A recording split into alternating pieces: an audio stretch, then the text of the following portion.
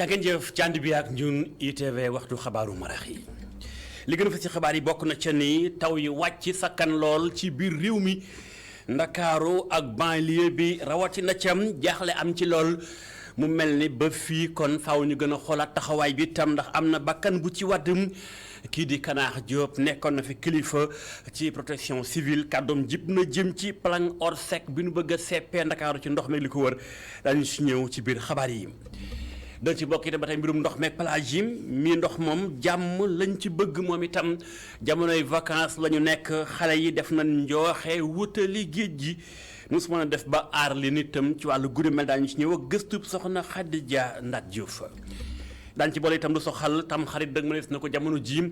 altine incha allah muy ginnaaw ëllëg ana fu ñu toll ak cere yeeg wàccaay gi marché beek la muy àndal ngir tam xeet tegu ci yoon daañu si ñëw incha allah ak gëstu bu xóot ca pàcc ban ko jagleel buñ ci noppee daañu tegtal lu jëm ci article de la semaine El Hadji Malick Cissé ma ngay càmbar moom ak Papa Diogoy Faye résultat yu élection tabbum pencum ndaw réew mi liñ ci mën a jàngat li mu fes niskis faram fàcce gi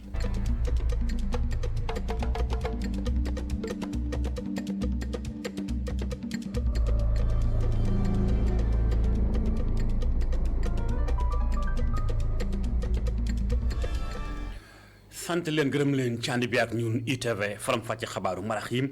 ñu koy tàmbale ci lu soxal mbirum rek Sénégal fii mu tollu tey ak mbënd mi ni mu mel ci yenn gox yi ci biir xolu Ndakaaru njaay kenn ñàkk bakkanam yàqu-yàqu yi bari lool gouvernement beeg taxawaayam ak plan Orsec ngir fexe sauver Sénégalais yi rawatina waa Ndakaaru ñu xuus ñëwaat ca gëstu baag lu xóot ak Cheikh Hassana Fall. téeméer ak ñaar fukk ak juróom-benn millimètre yu ndox képp moom moo wàcc ci àjjuma gi fii ci ndakaaru waaye nag dafa mel ne ba mu wàccee ay jafe-jafe rek la fi andi tunnel bi xam ne moom moo nekk ca corniche ouest ci biir ndakaaru moom nag dafa feesoon dell ak ndox tax sax ba benn waay ju góor ñàkk ci bakkanam yeneen jafe-jafe seetlu nañ ko ci yeneen i gox lu ci mel ne zone de captage Castor waaye itam fële ca Grand Yoff xam ne benn kër dafa daanu autoroute bi sax moom muccul ci ndox mi wàcc président de la république nag moom ginnaaw ba mu yónnee ay njaalam njabootu ki xam ne moom moo génn àdduna xam la ne fi mu toll nii nguur gi dina def lépp lu ci war ngir taxawu ñi xam ne dañoo am ay jafe-jafe te lépp lu leen ko teg mooy ndoxum taw bi la wàcc waaye nag ngir mën a xool nan la ñuy def ba ndox bi ñu mën koo téye ci ni mu gënee waaye itam gox yi xam ne moo ngi fa ñu mën ko fa dindi déclenché na liiti plan Orsec boo xam ne day tax ba léegi service yu état yépp ñu booloo doon benn ngir xool nu ñuy def ba taxawu sinistre yile ay mesures yoo xam ne itam dinañ ko jël ngir sàmm liiti alam gi ni ko arrêté bu ñeenti fan ci weeru juin bu atum 1999 xamalee ndax boobee mooy wax nan la ñuy tàmbalee lii di plan Orsec waaye itam nan lañ koy doxalee waaye itam bés bu ñu demee ba koy yëkkati nan lañ ko war a mën a defee ñu fàttali ni lii di plan Orsec moom ab dispositif la boo xam ne nguur gi da koo tegoon ngir lépp loo xam ne ab jëye la su ñëwee fii ci biir réew mi te andi leen ay jafe-jafe bett leen ñu xool nan la ñuy def ba mën ci andi ay saafara. Cheikh Hassana Fall bu fekkente ni teg nañu plan Orsec lu tax ñu teg ko lu di mel dugg na ci ab laaj ci xelu askan wu bëri ci réew mi ndax li muy am ci Sénégal mi ngi tàmbalee bari ndax tax na saafara amam ndéet lu mu ci mën ci doon mi ngi Maram Ndiaye laaj na laaj bi ki nga xam si moo di Kanaax Diop nekkoon na fi directeur protection civile ci biir Sénégal gii ma ngay jàngat nu su war a mën a def ba seppi askan wi ci ndox mi waaye itam xeex ba lu mel ni bañ a amati ma ngay faram fàcce. plan Orsec xool nañ ne dafa administratif mais opérationnel amugul njëriñ amugul doole mën te lijjanti mbir mi léegi ci li ñuy wax inondation dañoo bàyyi plan Orsec réew yëpp benn amatu ko léegi plan de contingence la ñuy wax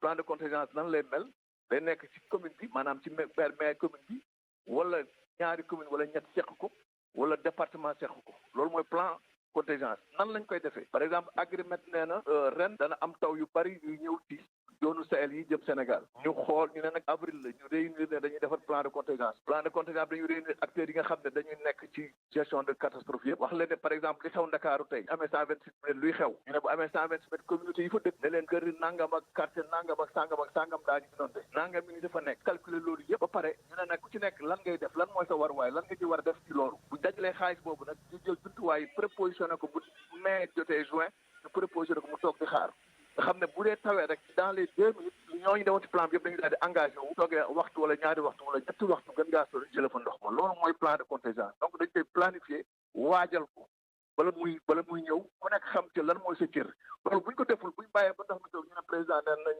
def plan ORSEC ñu déclenché plan ORSEC dañuy waxtaan mais defuñu dara beneen bi Dakar bii inondé mooy ci dëkk boo xam ne moo ci ëpp assainissement donc bu fekkente ne tawaatu ci guddi gi bu ñu yeewoon suba la ëpp ci ndox ma day dem plan ORSEC jaru ko fi woon waxuma la ak plan ORSEC national donc plan boo xam ni amul testé wuñ ko amul ndax xamuñ nit ñi fay nekk xamuñu lu ñuy liggéey xamuñu matériel fa la nekk mais mënuñu ko déclencher ça c'est pas possible donc déclenchement bi ay caaxaan. jàngatu gis-gisu bopp Amadou Kanaax Diop yoroon na fi li nga xam si moo di kon protection civile ci biir Sénégal incha allah itam tey ci guddi gi 21h15 seen rédaction bu ITV dana leen beccil ab plateau spécial boo xam ne ci ànd ak ay borom xam ci wàll gi ñëpp waxtaane mbirum mbënd mi ak plan ORSEC waaye itam luy seppi Sénégal ci ndox mi rawatina Ndakaaru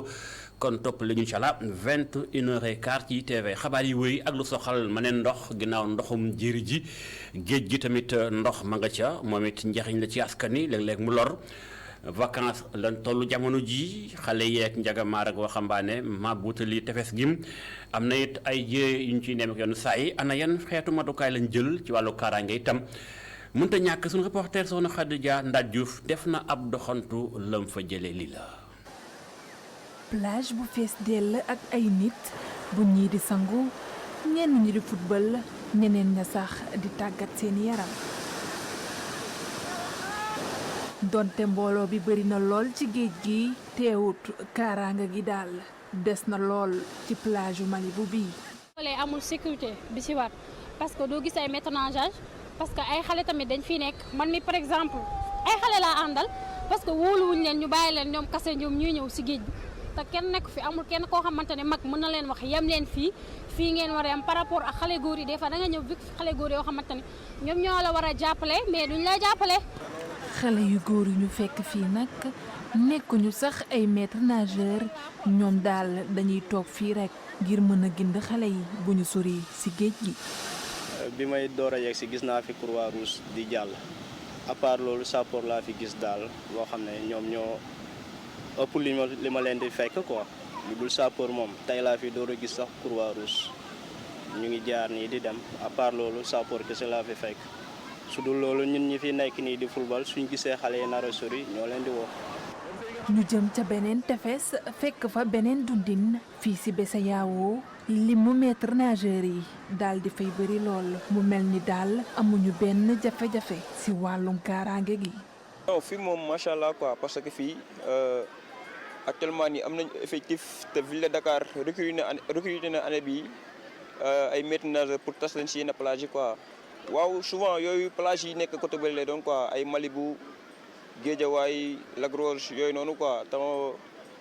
foofu moom wax dëgg na yàlla il est temps sax ñu recruter ay maîtres nageurs teg leen foofu noonu quoi. at bu nekk ñuy nemmeeku lim bu takku ci ay nit yuy ñàkk seen bakkan ci géej yi nag yu ci bari nekk ay plage yi nga xam ne dañuy tere ñu fa sangu. ngir yokk kaaraange gi ci plage yi nag lii di association des maîtres nageurs ak itam ministre de l'intérieur di xaar seen tànk tubéy ngir lépp jaar yoon ci tefes yi. jaajëf soxna Khadija Ndat Diouf ndoxum géej gi ak i jafe-jafeem waaye waa Ziguinchor moom ñàkkum ndox mu ñu naan moom it mu leen jàpp mi ngi xew ay fan mi ngi nii kër gi ñuy wooyee Sen'Eau lott ngir joxe ndox mu sell mu doy. député yi ñu fal yees ci benn ñi nga xam ne di kon waa Yewwi Askan Wi Guy Marius Sagna ak Ouleymatou Sidibé seen mission bu njëkk a def ginnaaw leen falee mooy dem ca daluwaayu Sen'Eau ba ca Ziguinchor waxtaan ak ñeen ko dénk laaj bi mooy ndox mi ana kañ lay ñëw bañ ca noppee seen kàddu jib na kenn ci député yi ñu fal di Ouleymatou Sidibé la mu dénk Assane Ba. buñ fi ñëwee aussi vraiment accueillir nañu bu baax a baax dalal ñu toog ci biiram waxtaan ñu xamal ko ne aussi askan bi fan yi passé ni yëpp dañuy recevoir ay message xamal ñu ne que sonn nañu askan bi dafa sonn ndax ndox amul ci dëkk bi surtout que ñi nga xam ne ñoo nekk ci biir cité yi boo jëlee exemple ay HLM ay cité Biagui Gumel et cetera bokkuma quartier périphérique yi xëy na ñooñu tane na donc buñ ci waxtaanee ak moom xamal ko ne que metti na donc dañu bëgg a xam situation bi lan moo waral coupure yu metti yi ba heure bi ndox mënul am ci biir dëkk bi.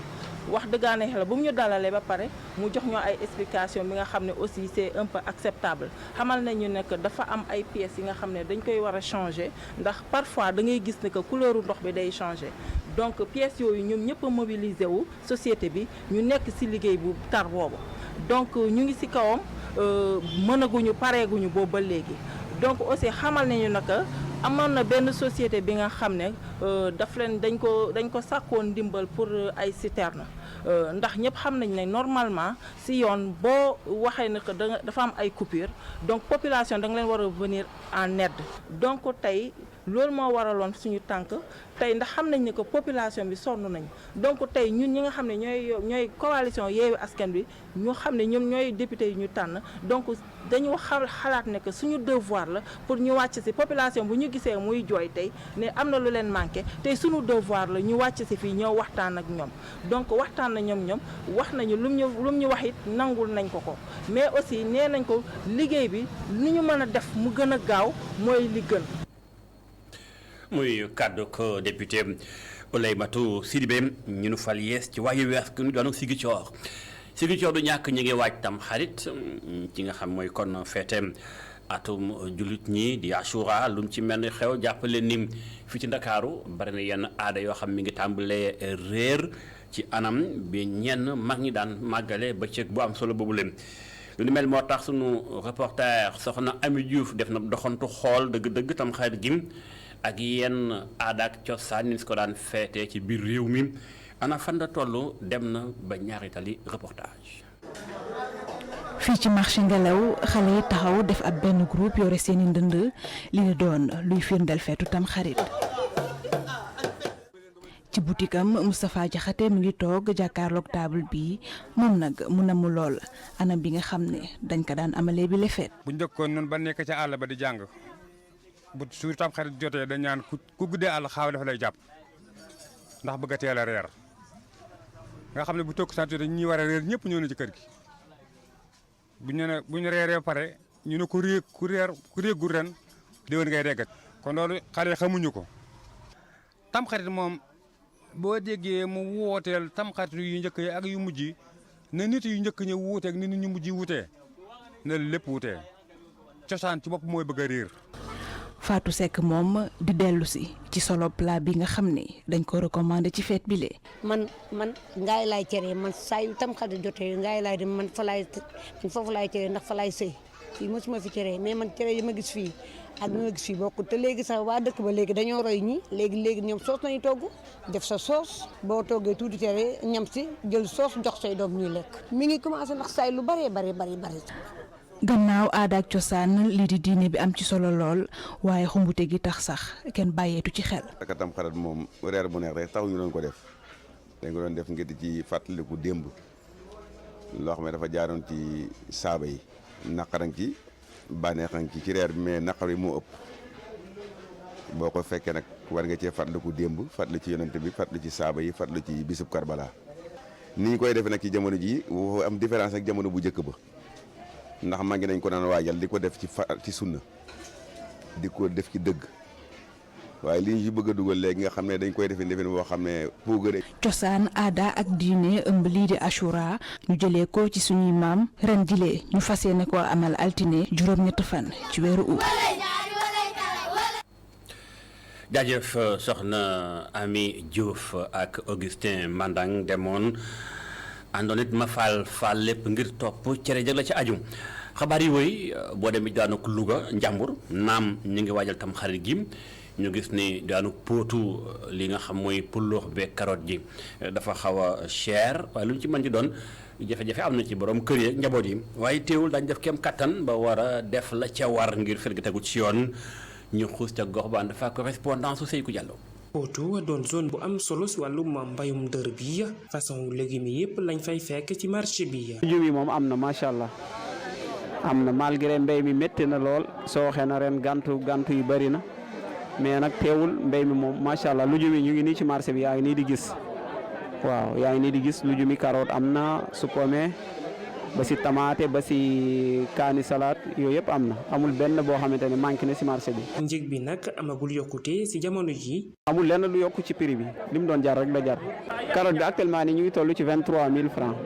waaw carotte bi foofu la carotte mbéy. saaku nawet ñu ngi toll ci 7500 8000 su pomme actuellement ñu ngi ci 10000 11000 kaani salade ba ñu ngi ci 800 750 tamaate ñu ngi koy jaayee 11000 12000. waaye nag nawet bi daal dina impacté bu baax a baax si li ñu waroon a am si seen mbayteef ya te njëg yi dafay topp bu baax a baax si li am si légume si marché bi.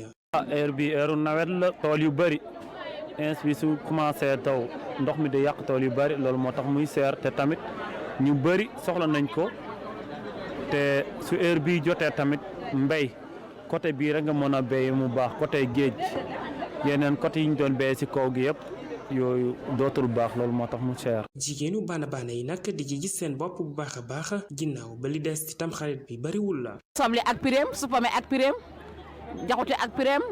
carotte ak pireem soble bi instant yi moom presque léegi mu àgg 400 moom. jaxute bi mi ngi ci téeméer ak ñaar fukk téeméer fukki dërëm. client yi moom ñu ngi ñëw moom wax dëgg yàlla bëgg bi moom bari na. ñoo ngi ciy gis suñu bopp moom bu baax a baax wax dëgg yàlla. yarum ginaar nag am solo lool si zone Potou bi ba tax na yooyu la yarkatu ginaar di dalal xelu askan wi si ginaar yu mat te baax ngir tamxarit bu mucc ayib. jaajëf Seykou Diallo du ñàkk ni xëy na bu waa joor gi dee def ci cere ji ay ganaar ak ndawal moo ne waa tefes gi ñoom mën caa def ay jën lu ñu mel moo tax sunu correspondant ba ci diwaanu Mbuur Mountaga Kane def na doxantu xooli jaba gis na jën yi manqué woon na waaye fi mu toll nii li ko tàmbalee ci yaaboy ak mbërg ak jay ak yooyu yëpp ba ci tàcc ak tàllaar ak sompat fi ni yéwén na foofee ca marché ba donte nag njëg gi wàcc na nekkul lu gën ci baana baana yi nee ñu correspondance.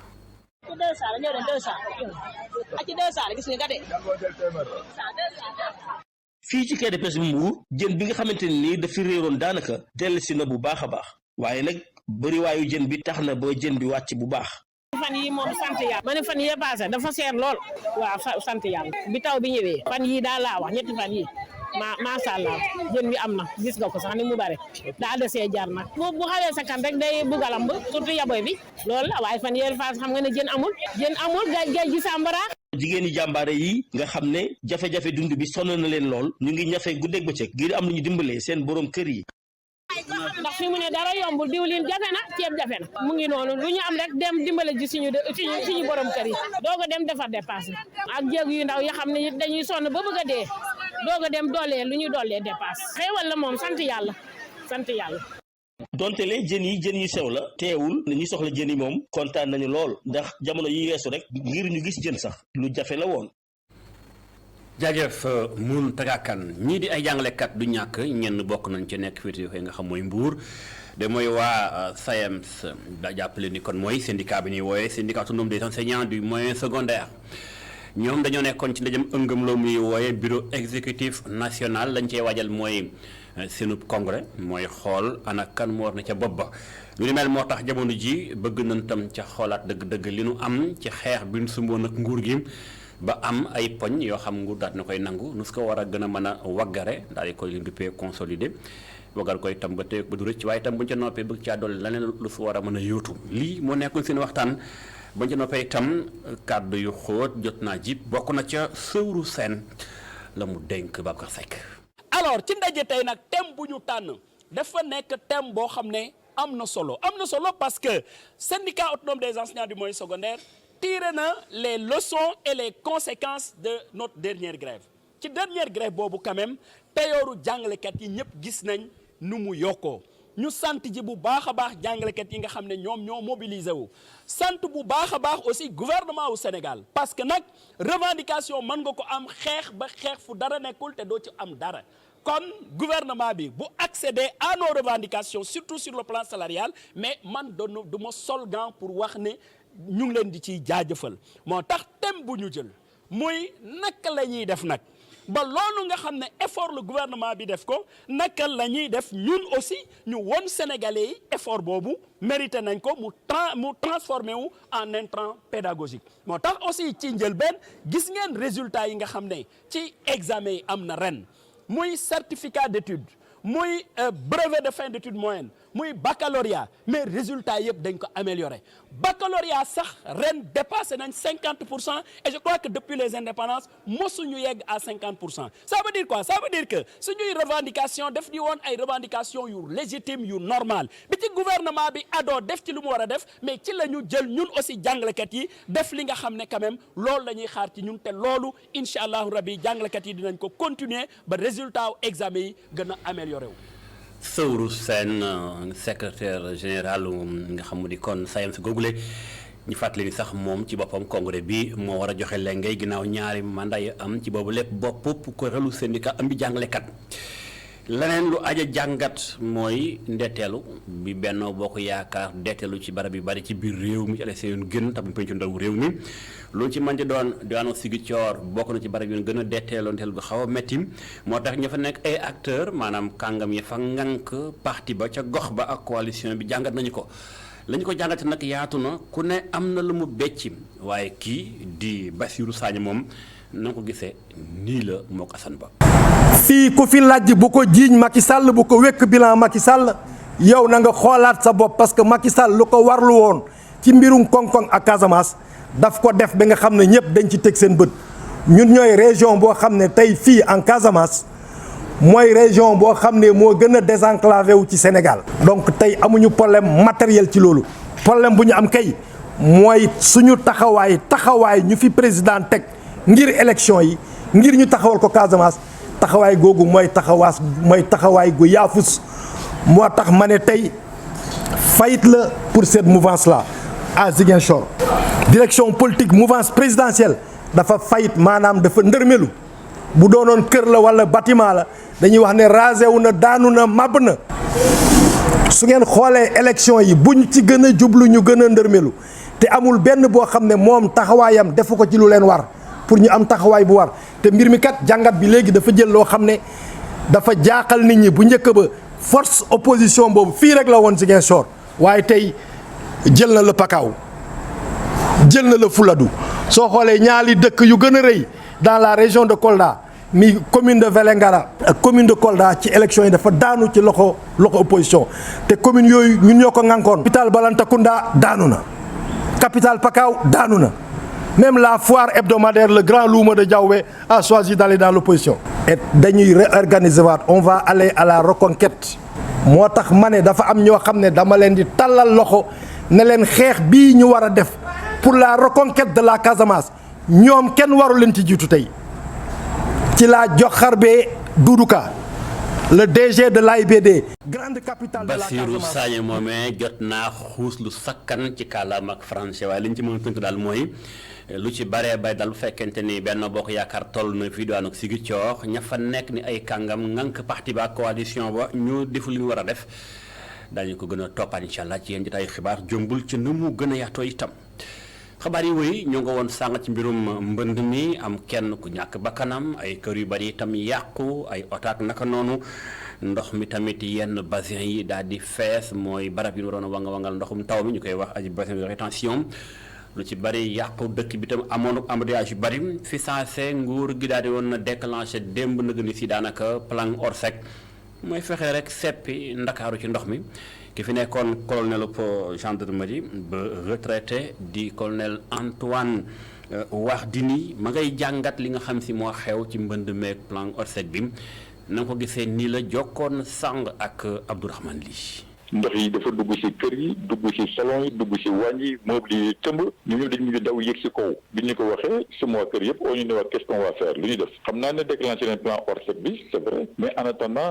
affaire yi ko tooguloon ñu laajte foofu gars yi ne waa am benn plan buy gars yi préparé pour sauver les familles wante déclenché buñ ko comme que nag démb la woon ci ngoon ba démb ci guddi ba tey ce matin ñu owaat la ñu ne ñoom nelawuñ amuñ luñ lekk amuñ courant te ay xale fa nekk ay jigéen suñu waa kër di wax li ñu war a def ne ah lii de moom nañ dem seeti ba xam fan lañ mënoon aw ba yegg fa kenn xamul parce que cité des eaux bi nekk Castor kenn mënu fa aw autoroute bi dafa dagg kenn mënu fa aw bi fa demee ba yegg fa tam mënuñu oto yi mënut a continuer bon ñun bi ñu wàccee ñu xool xam ne lii moom da ngay waaru ñu dugg si ndox bi xuus ndox bi dem na ba romb suñ ndigg yi ba yegg si kaw di dox ndànk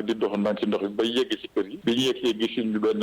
belle-sœur mu ngi taxaw si balcon bi ci kaw moom jaaxle moom tam ñu dugg si kër gi yëpp ndox la ñu yegg si ko ne ko lan la mu woon ñu même xamul lu muy def mënut a wàcc mënut a dem fenn bon bon su ma seetlu ne bon préparé leen ay sac fii mënu leen fi toog mënu leen fi bàyyi préparé leen ay sac ñu yóbbu leen le temps ñuy préparé ñu dem si beneen kër gi fekk ba suñu beneen belle famille encore ñun tam ñu fekk tam ñu tam jaaxle lépp bon ñu leen préparé leen bagage si kaw kër yi lañ yéeg pour dem si beneen kër gi préparé xale yi jël seen sac yi génne leen bon dugg ak ñoom si ndox bi avertir leen jàpp leen nànk-nànk ñu jàppalante si ndox yi nànk-nànk génn traversé foofu yëpp pour delluwaat génn si oto yi pour génne leen fa yóbbu leen mettre leen à sec quelque part bi ñuy dem gis naa nag kër yu bëri nit yaa ngi taxaw di xoole ñu tam si bi ndox bi xam naa dañuy xaar plan de sauvetage bi mais plan de sauvetage ba moom fay jógee en tout cas déclenché guñ ko parce que taalaguñu woon pompe yi.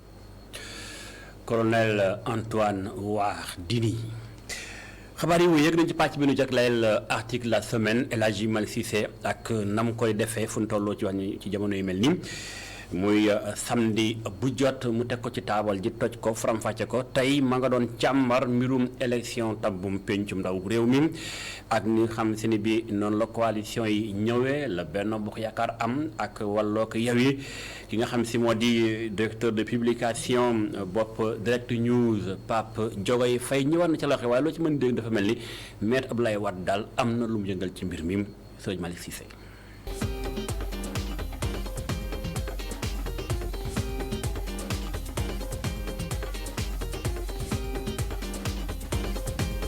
coow juddu ginnaaw ba commission nationale de recensement des votes génnee résultat provisoire yu élection législative yu fanweeri fan ak benn ci weeru juillet bi ñu génn moo tax Direct News fësaloon ci xëtam bu njëkk ni Maître Wade mooy maître du jeu bi. dañu xaw a anticiper tuuti dañu xaw a anticiper ci li war a xew fii ak ay bés yu néew parce que jàppoon nañu ne Benno Bokk Yaakaar quand même ci li ñu xalaat du am majorité absolue dina am peut-être majorité relative mais il faut que am benn parti boo xam ne dina ko xaw a conforter comme le cas en France pour que mu am une majorité confortable à l'Assemblée nationale léegi Abdoulaye Wade boo ko déggee présence am déjà rek am na lu mu wax ba pare bi mu voté ba pare am na lu mu wax donc ñun ñu xalaat ne am na rôle bi mu ci war a jouer un peu plus tard parce que benn famille bi la famille libérale bi la est-ce que gënul jege Macky que Sonko loolu bon on verra moo tax ñu yaakaar ne premier ministre bi Macky waxoon ne dina ko jël ci majorité parlementaire bi ñu yaakaar ne kon xëy na biir PDS lay mën a nekk. intercoalition Yewwi Wallu wane dooleem bu baax Déthié Fall moo xalaat li ni mel directeur de publication yéenekaay bi di ko leeral. nekk na loo xam ne lii intelligence bu yéeme la ça m'étonne pas que c'est un polytechnicien qui l'est sorti muy Déthié Fall nekk na lu yéeme loo xam ne lii mu ngi doog a am ci histoire du Sénégal à ma connaissance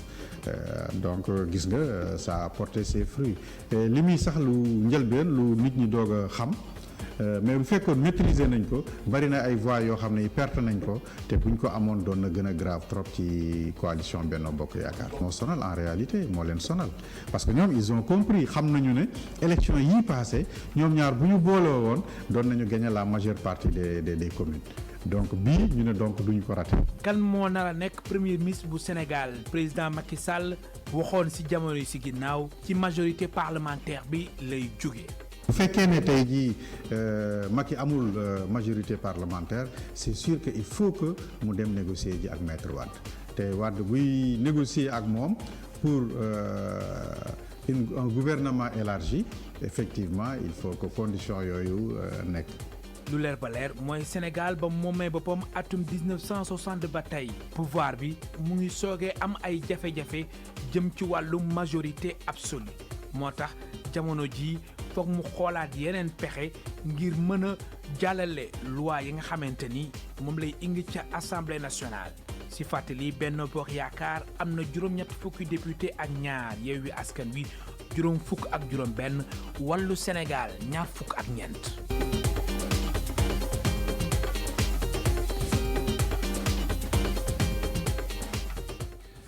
jaajëf El Hadji Malick Cissé waaye tam jaageen jëf ci ànd beeg ñun ITV li mu tëj xabaaru marax yi 19h45 xabaar ci français ak Soxna Awa Diop 21h laa waxoon sànq waaye plutôt 22h la édition spéciale bu ñu jagleel waxtaanee mbirum mbënd meek Sénégal ñu demee nii ci biir Ndakaaru kon ba ci kanam incha allah bu 22h jotee jaageen jëf.